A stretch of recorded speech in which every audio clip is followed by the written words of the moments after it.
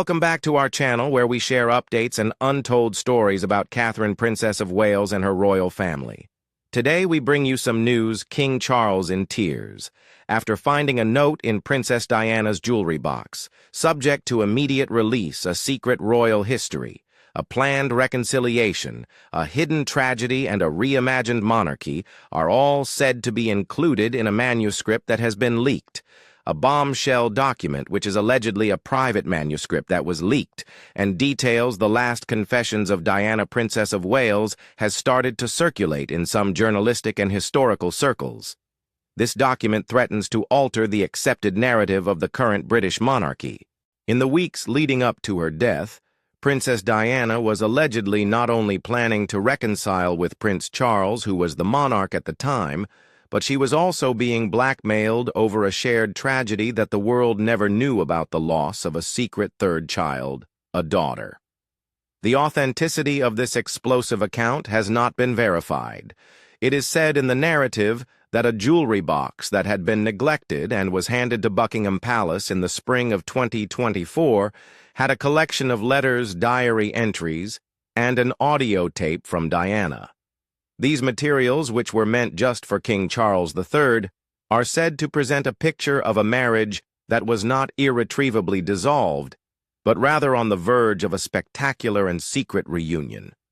The only thing that prevented this from happening was her tragic death in Paris on August 31, 1997. The most astounding claims made in the document are that Diana and Charles lost a daughter that he was unaware existed, that her relationship with Dodi Fayed was a strategic facade, and that her final trip to Paris was orchestrated under the duress of a blackmail plot. If these claims are proven to be true, they would fundamentally alter the public's understanding of King Charles, the late princess, and the very foundations of the current royal era. Buckingham Palace has issued a curt no comment on what it refers to as speculative and unsubstantiated claims regarding private matters. This answer has not been very effective in putting an end to the raging discussion that the document has sparked. This is the narrative that is described inside that document. It is the account of a love letter that, as the source text puts it in a dramatic way, waited 27 years to find its recipient. The gift that completely transformed a king. It was the placid, familiar routine that has marked King Charles III's early reign that started on the morning of March 15, 2024, according to the precise description that was included in the document that was disclosed to the public.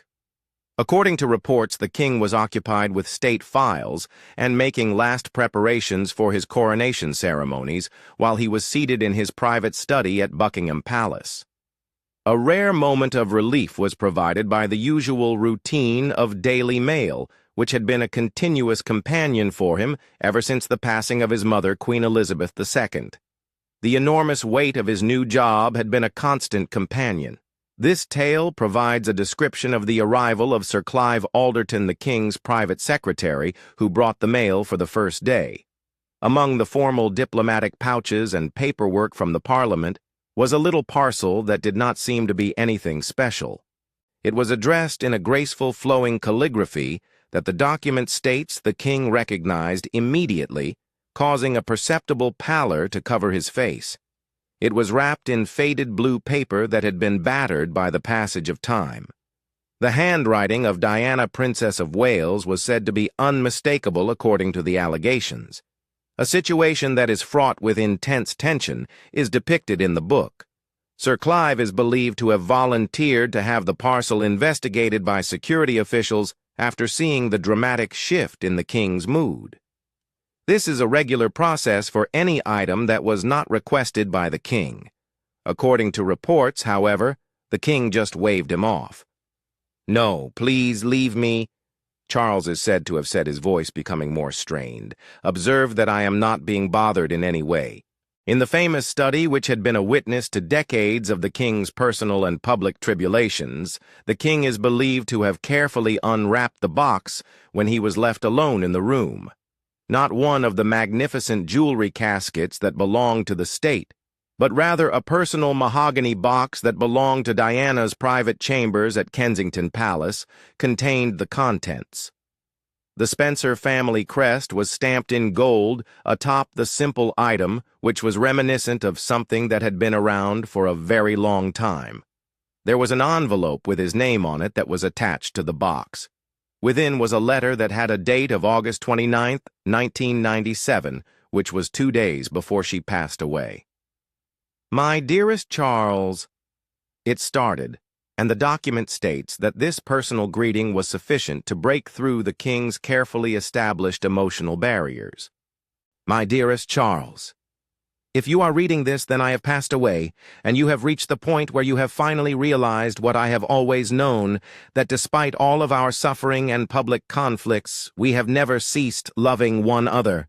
Inside this box lies the truth that I was unable to reveal to you while I was still alive. You should open it when you are ready to recollect who we were before the world required that we change into something else." According to the legend, the king removed the lid with hands that were shaking. The aroma that escaped was a potent sensory trigger that sent him back to the optimistic early years of their relationship. It was a delicate, lingering combination of jasmine and flowers, which was Diana's distinctive perfume. On the other hand, the contents included more than simply jewels and recollections. An other, more urgent message was concealed behind a fake bottom made of silk lining, along with an item that, according to the dramatic assertions made in the book, would shatter everything he believed about their marriage, her death, and the choice that haunts him still. A daughter with the name Elizabeth Rose is the Althorpe family's secret. The second message, which was written in a hurry and dated only a few hours before Diana left for Paris, contained the most shocking statement that was included in the document. In several areas, the ink seemed to have been smeared by tears. It is said to have read, "Charles," and it said, "I am leaving for Paris tonight. But before I go, I absolutely had to tell you the truth.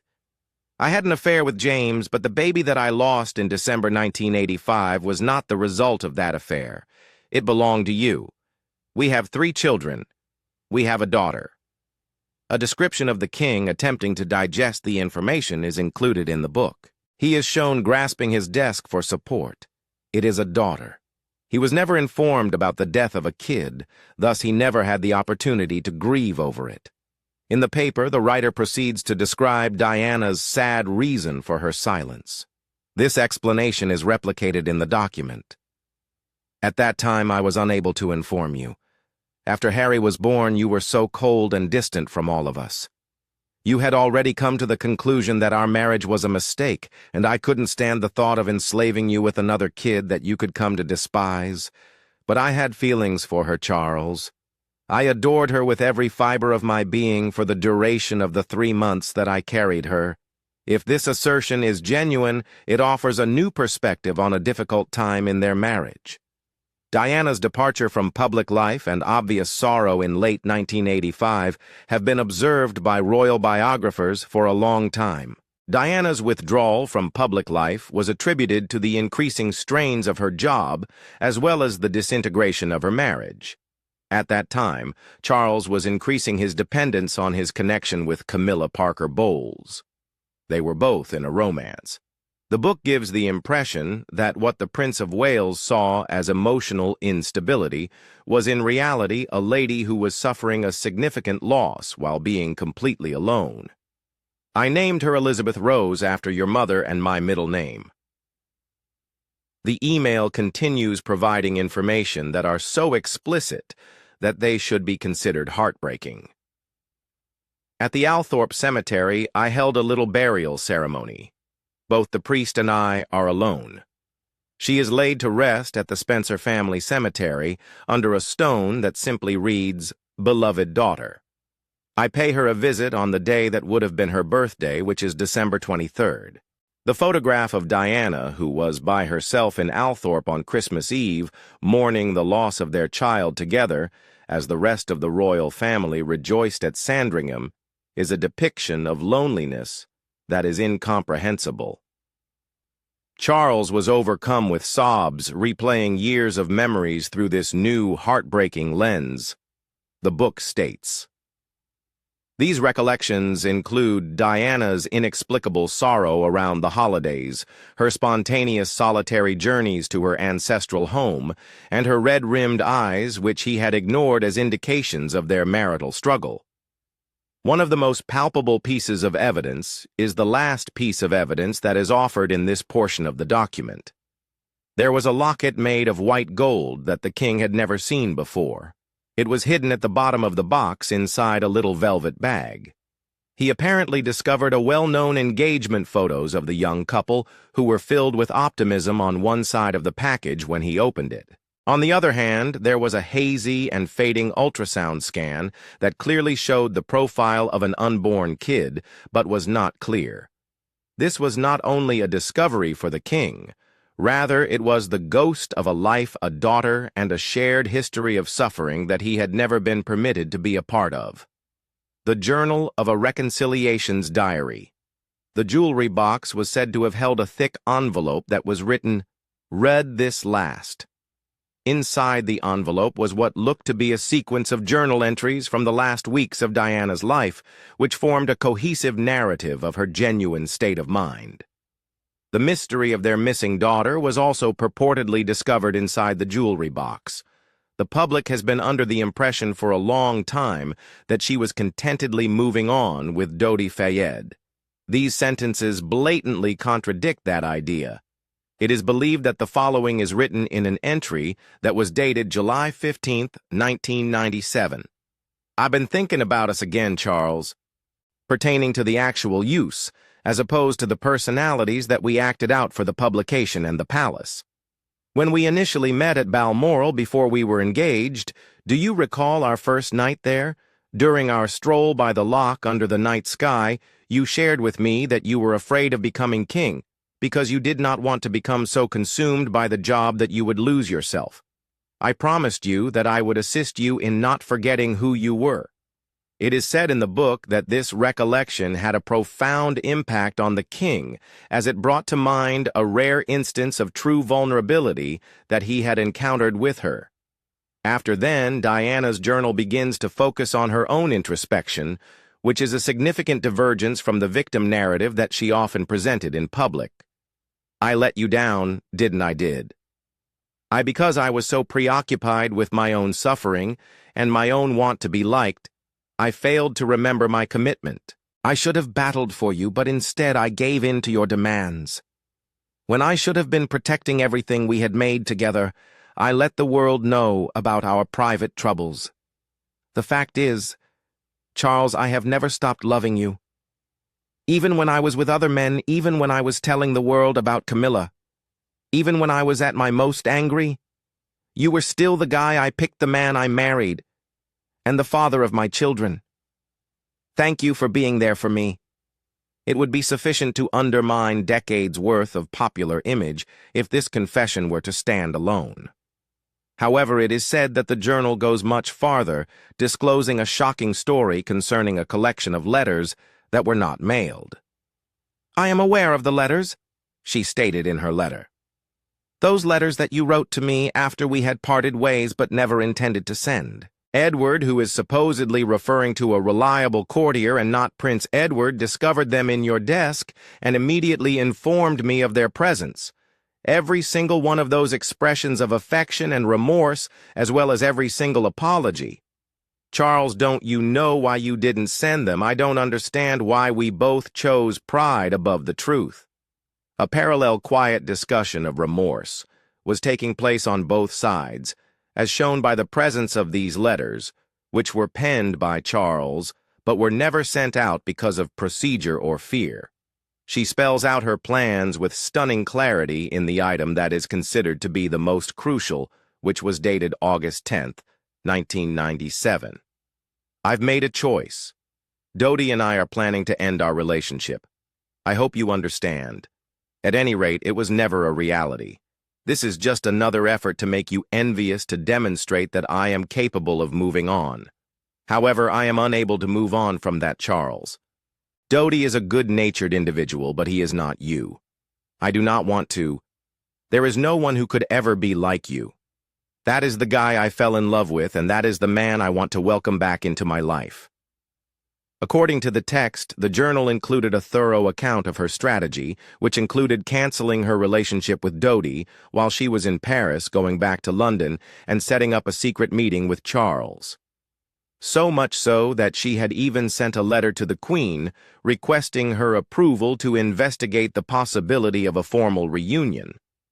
She confronted the apparently impossible challenge that Camilla presented in a chapter that demonstrated painful maturity that she wrote. The supposed letter that Diana addressed to Camilla said, "I know Camilla will always be a part of your life. I am willing to accept that. However, I am also aware that what we had was genuine, that it was profound, and that it was something that was worth fighting for.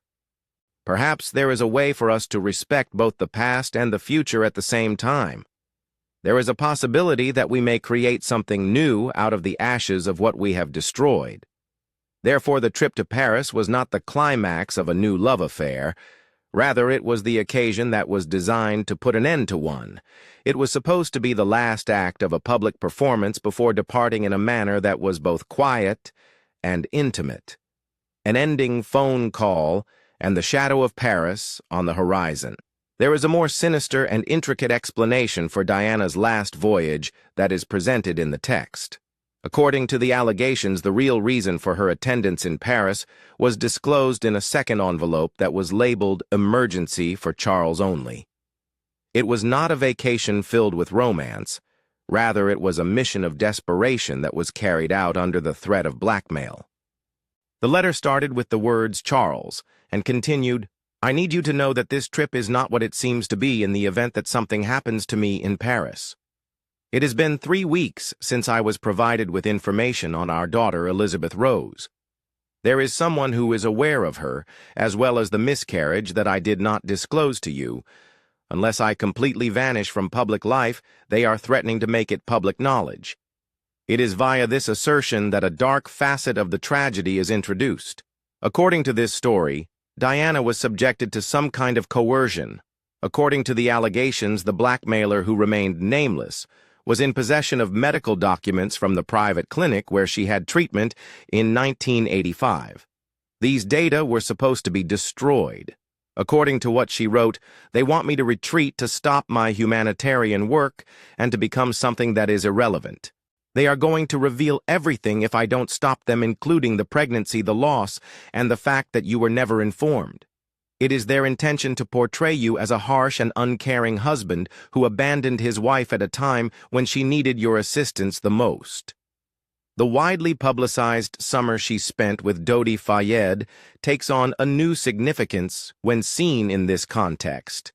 It was a desperate effort to construct a cover tale to look carefree while covertly managing a danger that may topple the monarchy. Was it in an attempt to establish a cover story? The text gives the impression that Diana was working surreptitiously with a reliable member of her security detail in order to determine the origin of the leak. She believed that the leak originated from inside the organization being investigated. The letter was filled with her insistence that Dodi knows nothing. He is under the impression that this is true. The last appeal that she made was haunting. If they silence me, promise me that you'll remember who I truly was. I hate lying to him, but the fact is that every second I'm with him, I'm thinking about you, about going home, and about battling this together. Inform William and Harry that their mother maintained her love for their father till the very end." One of the most sad moments of missing connection is detailed in the last entry of the journal, which was written on August 30th, 1997, the night before the catastrophe. "Tonight, Charles the Worm was on the verge of calling you. There were 3 times that I took up the phone and then I began to call. I wanted to provide you with information on my choice, which was to return home and to give us another opportunity. I was unable to contain my nerves each time. What if you've moved on for good? What happens if you decide that you do not want me back?" It is said in the text that on the same night, Charles, who was alone at Balmoral and was being tortured by the newspaper images of Diana and Dodi, grabbed for the phone numerous times, wanting to fight for her one final time. but eventually was unable to make the call. Not knowing that the other person felt the same way, two individuals who were divided by pride and etiquette were on the verge of reconciling with one another. The paper contains her last written words, which were as follows: "Tomorrow I will put an end to things with Dodie, and then I will return home to you after that. Even though I'm frightened that you won't accept me, I'm even more terrified of never giving it a go. Dear Charles, I adore you. My love for you has never diminished. I can only hope that it is not too late for us." The king's unsent reply and the audio confession. Both of these. According to the book, there was a microcassette tape titled "For Charles Play Alone" that was located at the very bottom of the jewelry box. On the tape was an audio recording of Diana with her voice being raw and vulnerable as she spoke directly to Charles. She started up by saying, "Hello, my darling Charles," which was a secret expression of affection that apparently caused the king to lose his composure. "It is necessary for you to hear these words, but I am not bold enough to speak them to your face. Therefore, I am recording this for you to hear. Charles, I have been such a cowardly idiot, quite obstinate. As my pain evolved into fury, I transformed that anger into weapons that I used against you. I allowed my anger develop into rage. No, I'm sorry. You have my utmost sympathies. In the tape, she is said to have admitted that she was responsible for her role in the dissolution of the marriage, which included her affairs, her collaboration with the press, and her deliberate assaults on the public. Her voice shook as she said, "Every time I lashed out at you, it was because I was still fighting for us.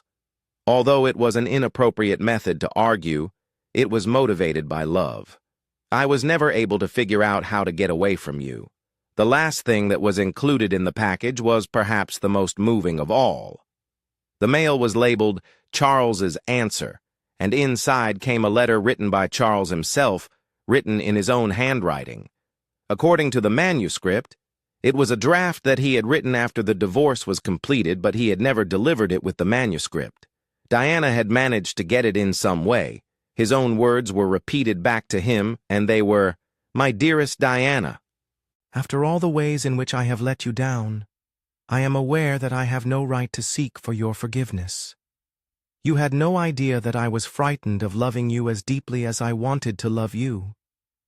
I have never told you this reality. Camilla felt safe because you were so lively and alive. I was frightened that if I opened my heart entirely, you would know how inadequate I was, how emotionally stunted I was, and how stuck I was by the standards that were placed on me from birth. There was nothing that she anticipated from me emotionally that I was unable to provide. However, you were deserving of everything." In the bottom right corner, there was a postscript that was scratched out and said, "If you ever wanted to try again, I would spend the rest of my life proving that I could be the husband you deserved the first time around." Implications and analysis. Is the monarchy in a condition of crisis? The assertions that are presented in this purported text are so deep that they call into question the entire foundation upon which the contemporary royal story is built. The ramifications are rather startling, even if just a small portion of it is accurate. For King Charles III, the document recasts him as a tragic character, transforming him from a callous and unfaithful husband into a man who was not only unconscious of his wife's greatest pain, but also on the approach of a reunion that he wanted equally. In spite of the fact that he is imperfect, he would be seen in a far more sympathetic way if it were revealed that he had left behind letters of sorrow and that he had lost his daughter. However, it would also bring up uncomfortable concerns about his emotional distance and the rigorous regulations that barred two individuals from connecting directly with one another. In regard to the legacy of Diana, the text depicts a lady who is far more multifaceted and strategic than the sainted victim that is often remembered. Not only does it imply that Diana was emotionally unstable, but it also implies that she was a cunning and desperate operator who used a public relationship as a cover for a covert purpose. The depth of her character that was previously hidden is shown by the fact that she is prepared to forgive Camilla and rebuild her marriage from a position of maturity.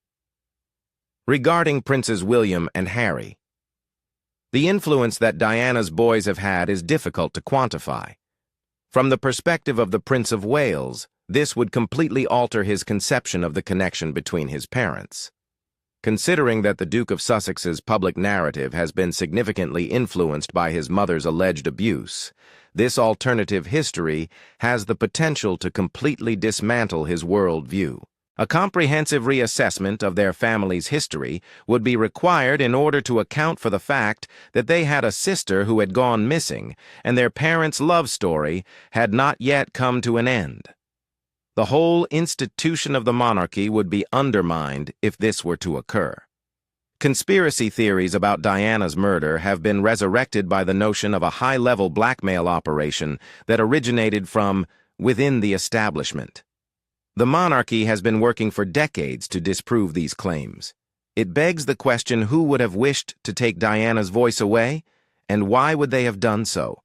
The official response as well as ways to go forward. It is customary policy for the palace to respond with a brusque no comment when dealing with such politically charged and unconfirmed information. Undoubtedly, a crisis is developing behind the scenes at this very moment. There is a lack of consensus among royal historians and writers. The fictitious royal historian Dr. Anna Whitelock, who was constructed for the sake of this examination, voiced a great deal of skepticism. Despite the fact that it is emotionally gripping, this tale seems like a historical rewrite that has been meticulously tailored. Each and every one of the Diana saga's unresolved issues is resolved by the details which are almost too flawless. In the absence of forensic proof of the paper, the ink, the handwriting, and the cassette tape, this must be regarded as a piece of literature that has been carefully constructed. On the other hand, Paul Burrell, who was Diana's former butler, has believed for a long time that the princess had secrets that she carried with her till the end of her life. In response to a request for comment, he remarked, "This account, particularly the part about her planning to come home, aligns perfectly with the woman I knew in those final months. She never stopped seeking for a method to trace her way back to the prince. When she referred to him as the love of her life, the public was just not prepared to hear her words at that time." The last section of the document is a description of King Charles, who is said to be sitting alone in his study as darkness falls over London. It has been reported that he has taken a choice, which is to create a private organization in the name of Elizabeth Rose, which will be devoted to providing assistance to women who have suffered the loss of a pregnancy. It would be a calm and private gesture of remembering for the daughter he never had the opportunity to meet, and for the woman whose last, most desperate attempt was to shield him from harm. At the very conclusion of the paper, the king is heard muttering to the empty chamber, "I would have said yes, Diana. If you had been able to make it home, and if you had asked me to give it another go, I would have agreed to do so." It needs to be determined if this document is a real historical item or whether it is a cruel deception that has been cleverly crafted. However, its appearance has already accomplished one thing. It has compelled a world that believed it knew the story of Charles and Diana to confront the possibility that the most significant chapters were never written, and that the reality of their love and loss is significantly more complicated and heartbreaking than anyone could have ever imagined. At this point, the palace is under pressure to either disprove these charges in a credible manner or face the possibility of a public that will always wonder what possibilities existed. Thank you for watching the video. Please let us know your thoughts, and goodbye for now.